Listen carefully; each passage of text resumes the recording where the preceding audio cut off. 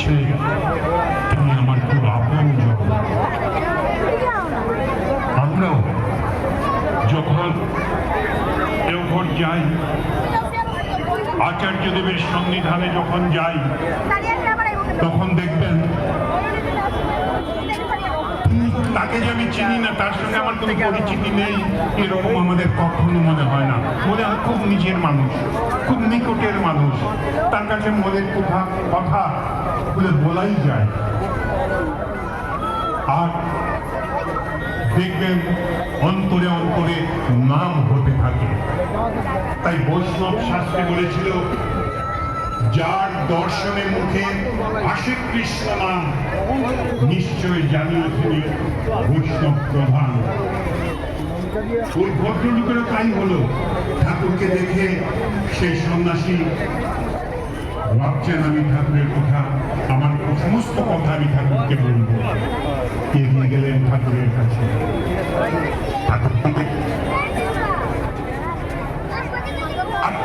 আজকে আপনার সঙ্গে আমার প্রথম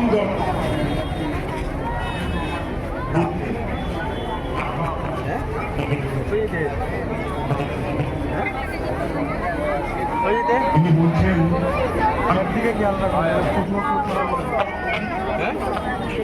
আজকে 20 বছর থেকে দেওঘর আমি অতি পড়াশোনা করে, কিন্তু আজকে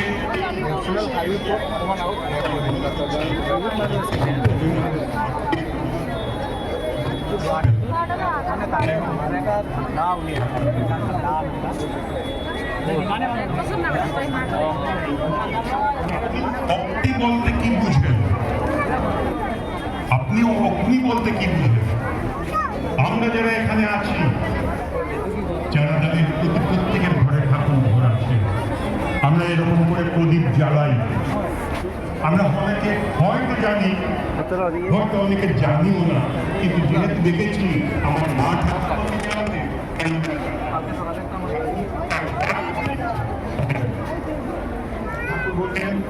আপনি তাকিয়ে আছেন ঠাকুরের দিকে। ঠাকুর বললেন, অগ্নি শব্দটা এসছে ওম সংস্কৃত ভাষা থেকে,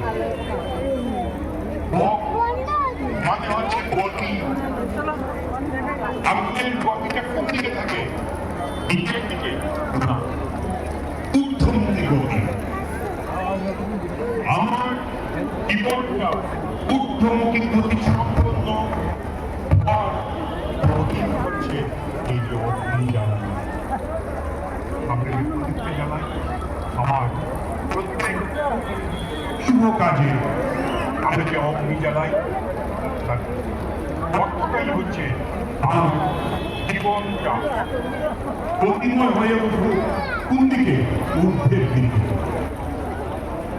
এই ঊর্ধ্বমুখী গতি সম্পন্ন হতে গেলে মানুষের জীবনে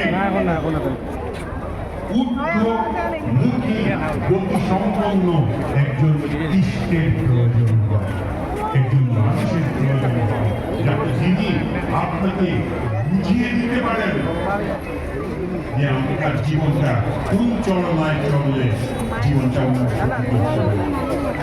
মধু সংহিতা আমাদের বলছে, তোমাকে ভগবান পৃথিবীতে পাঠিয়েছেন, তোমার মন যে দিচ্ছেন সেটা কি সমস্ত সময় বহির্মুখী। মনটা বহির্মুখী আর নির্মুখী। আমাকে তাই অগ্নির মতো গতি সম্পন্ন ঊর্ধ্বমুখী আমার জীবন করতে হবে। তার জন্য বিশেষ আমার গেস্ট হাউসের 3 তলায় জল তুলতে হয়, জল কি পাইপ লাগালেই উঠবে? উঠবে, একটা পাম্প লাগবে। আপনার জীবনেও তেমন তো একজন পাম্পের প্রয়োজন, যিনি আপনার বহির্মুখী মন আর নিম্নমুখী মনটাকে ঊর্ধ্বমুখী করে দিয়ে দিতে পারেন। তেমন্তর জিনিস না করে আপনি অগ্নির দাহ্যতা, অগ্নির দহন করবার ক্ষমতাটাকে নিয়ে সাধনা করছিলেন, তাই আপনার জীবনটা পুরো ছাড় হয়ে গেছে। আপনি তো অগ্নির উপাসনা করলেন বটে, কিন্তু আপনি অগ্নি শব্দের অর্থটাই বুঝলেন না। তখন ঠাকুরকে তিনি শেষ সন্ন্যাসী প্রশ্ন করছেন, ঠাকুর, পৃথিবীতে শান্তি বলে কি কিছু আছে? আমি তো অশান্তিতে ভুগছি। তখন ঠাকুর উত্তর দিলেন, অশান্তি বলে যদি কিছু থাকে তাহলে শান্তিও আছে। সুখ বলে যদি কিছু থাকে তাহলে দুঃখ আছে। অন্ধকার বলে যদি কিছু থাকে তাহলে আলো আছে। আমি এখন কি করবো ঠাকুর? আপনার জীবনে একজন দিশারি, জীবন দিশারি, ঊর্ধ্বগতি সম্পন্ন জীবনটাকে নিয়ে যাওয়ার জন্য আপনার একজন জীবনের দিশারি প্রয়োজন, যিনি আপনাকে ওই পথে পরিচালিত করবেন, আর আপনি আপনার জীবনের প্রতিটা মুহূর্তে, সে সুখে হোক, দুঃখে হোক, আনন্দে হোক, নিরানন্দে হোক, স্বস্তিতে হোক, অস্বস্তিতে হোক, আপনি তাকে আঁকড়ে ধরে থাকবেন। এই সন্ন্যাসীটা চলে গেল। আজকে আমরা যার পূজন করি, যিনি আমার ধ্যানের দেবতা, তার জীবনের ছোট্ট ছোট্ট দুটা ঘটনা বলি, বুঝবেন আমাদের কেমন করে চলা দরকার। ঠাকুর তখন কলকাতায় ডাক্তারি পড়ছেন।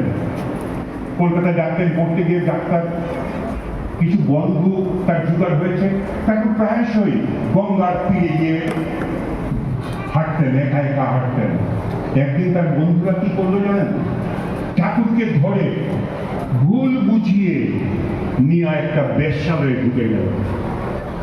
একটা বারবণিকার রুমের ভিতর ঢুকিয়ে বাইরে থেকে দরজা লাগিয়ে দিল। ঠাকুর ওই ঘরে ঢুকে ভাবছেন, কোথায় আমি এলাম? পর্দা সরিয়ে এক কামুক কন্যা এসে ঠাকুরকে কামের অঙ্গ ভঙ্গি দেখাতে শুরু করলো। বিভিন্ন রূপে কামের ভঙ্গিমা দেখিয়ে ঠাকুরকে